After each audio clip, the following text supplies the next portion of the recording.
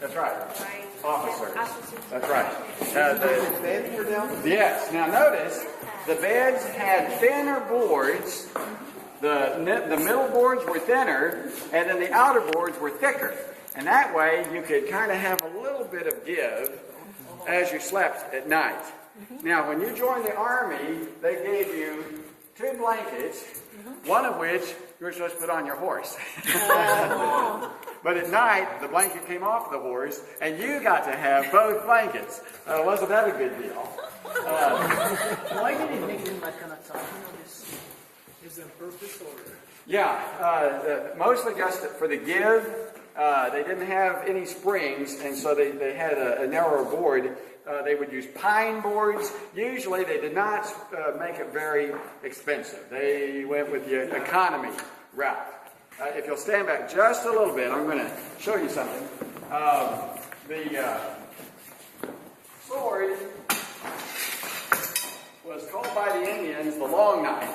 And so if you were going to campaign against American Indians, some officers like Custer said, "Oh no, it makes too much noise. They'll hear us coming from miles away." But there were other soldiers that believed in the sword, and let's face it, when you run out of bullets, you better have something to fight with. Now, if you watch your cavalry movies, you may see a cavalryman carrying one of these sabers. And the saber, if they charge like this, they're riding their horse, they got their reins in this hand, they got their saber like this, and they're charging along, and they're hollering, and they're riding at full gallop, and they sort of cut down like this. That is all wrong. We never did that. We never did that in the American Army. This thing had a nickname which was called the wrist breaker. And it was so heavy, over 9 pounds, that if you were not careful, it could break your wrist because of the heavy weight on the balance. Your wrist is very delicate as you handle a weapon. So what we would do in the American Army is we would follow the French school of swordsmanship, which was to turn the weapon upside down. And the French called this maneuver the pointiers. This is very sharp. And as they rode into battle, they would carry their sabers upside down. As they got close to an enemy, they would lunge like this. And then their elbow would take the recoil. Whenever you struck your opponent, you would have a way to recoil. If you're riding on a horse, you'd be going pretty fast. And if you hit your enemy like that, they're a goner. And if you don't have your weapon in the proper position, you're going to have a very broken wrist. All right? So, whether you're going to lunge, that's called the lunge. Whether you're going to parry, you're going to be able to hold it in such a way that you'll be able to work it effectively. The soldiers got paid $13 a month. Or a month? $13 a month. Now, that wasn't all take-home pay. You had deductions for your food, about, $2 or $3. You had deductions for your doctor bill. You would probably get sick at some point. You had deductions for what maybe be your discharge from the Army. You had deductions for your uniform. And every soldier was proud of their uniform. A uniform like this, well, that would cost maybe as much as $5 in itself. Cavalry had yellow trim. This is a corporal, which means he's on his way to becoming a sergeant. Corporals oversaw and they superintended the work details. And there was a lot of work at a frontier post. By the way, this is called a sack coat because it was so loose. It was the first time in the history of our Army that we bothered to consider the comfort of the soldier. And so we gave him a loose work coat, although it's very pretty, it has a lot of trim, and they called it a sack coat. It was invented in the American Civil War. Now, we also have the slouch hat. Notice the cross sabers. We also have the dress helmet, and the dress helmet would be worn with the dress uniform. Notice the horse here dyed yellow.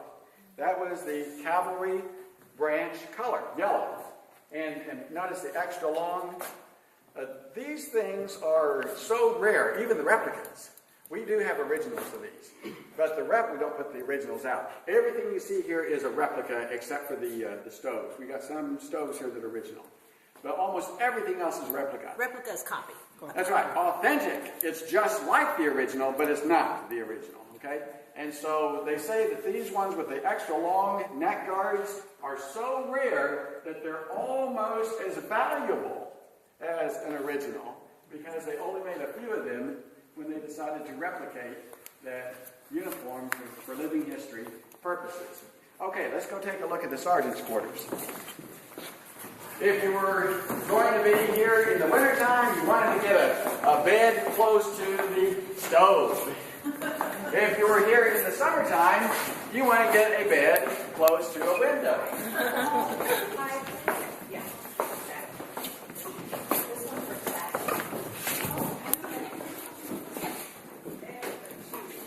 Take a look and then come on out. Sort of circulate in and then come on out. This is where the sergeant that was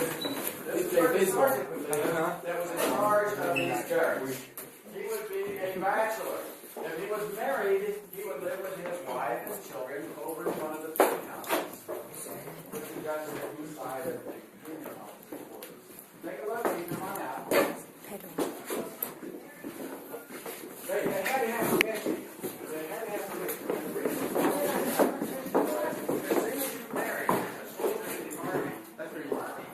That's real leather.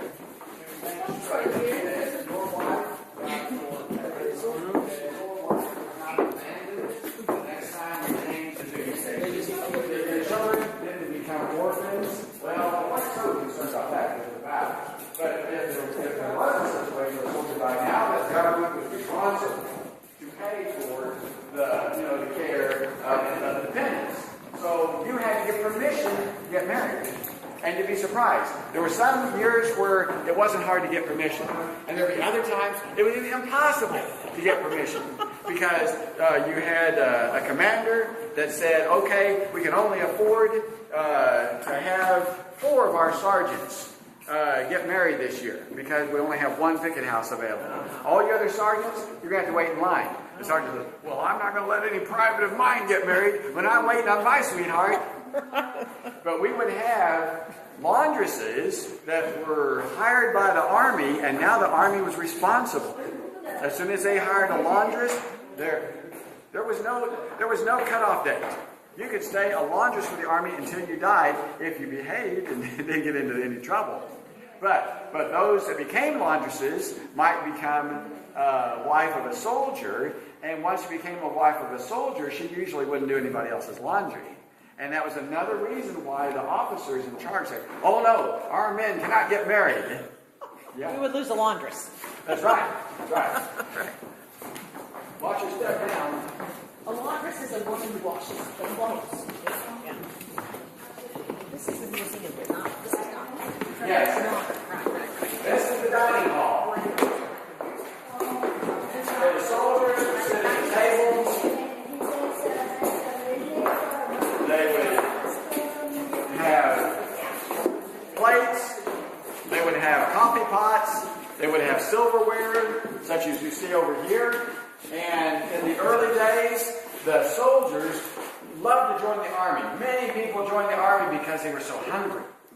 Back during the 1860s and 70s and 80s and 90s, if you ate twice a day, you were considered well-to-do.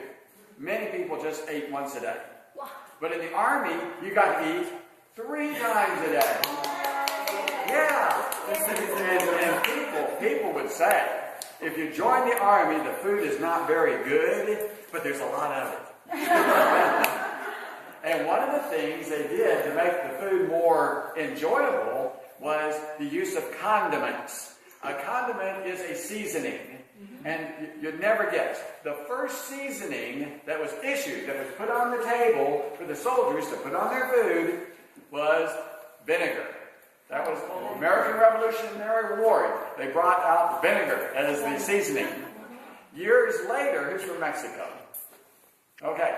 Years later, we got our second condiment, Tabasco sauce. And now they can season the frijoles y mucho más. Uh,